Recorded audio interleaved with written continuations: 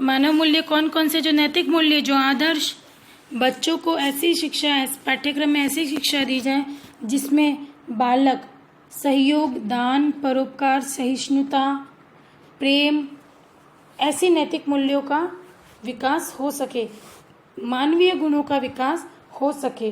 वो सबके परहित के बारे में सोचे, अन्यायिक नहीं सोचे, वो अनैतिक नहीं सोचे। बालकों का पाठ्यक्रम के माध्यम से उनके नैतिक गुणों का विकास हो, अनैतिक निर्माण न हो। तो बालकों के पाठ्यक्रम में नैतिक मूल्यों का या मानवीय गुणों का विकास करने जैसे पाठ्यक्रम होना चाहिए।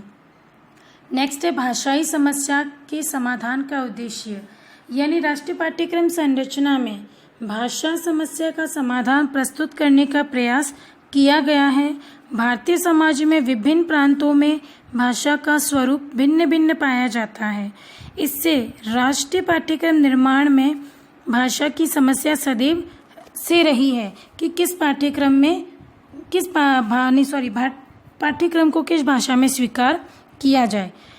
राष्ट्रीय पाठ्यक्रम संरचना में विभिन्न भाषाओं एवं मातृभाषाओं को उचित स्थान प्रदान कर भाषाई समस्या का समाधान किया गया है।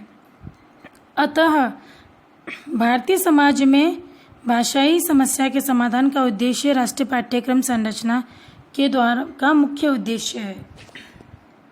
इस तरह अनुकूल शिक्षण विधियों का उद्देश्य, यानी जो स्तर है बालक का उसके अनुकूल ही शिक्षा उनको दी जानी चाहिए।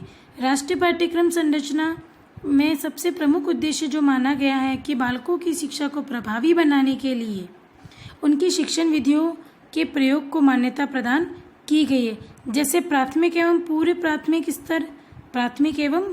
प्राथमिक स्तर पर सामान्य रूप से उन शिक्षण विधियों का प्रयोग किया जाना चाहिए, जैसे कि खेल विधि के द्वारा बच्चा सीखता है, कथन विधि द्वारा या कहानी विधि द्वारा बच्चा सीखता है, व्याख्यान विधि द्वारा व्याख्यान विधि का जो प्रयोग है वो माध्यमिक स्तर में किया जाना चाहिए। इस प्रकार यह स्पष्ट होता है कि इस पाठ्यक्रम का उद्देश्य इस तरह अनुकूल शिक्षण विधियों का विकास करना है।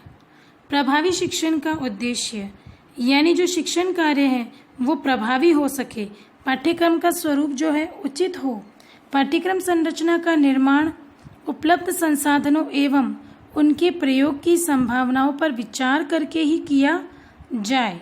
राष्ट्रीय पाठ्यक्रम संरचना 2005 में शिक्षकों में सशक्तिकरण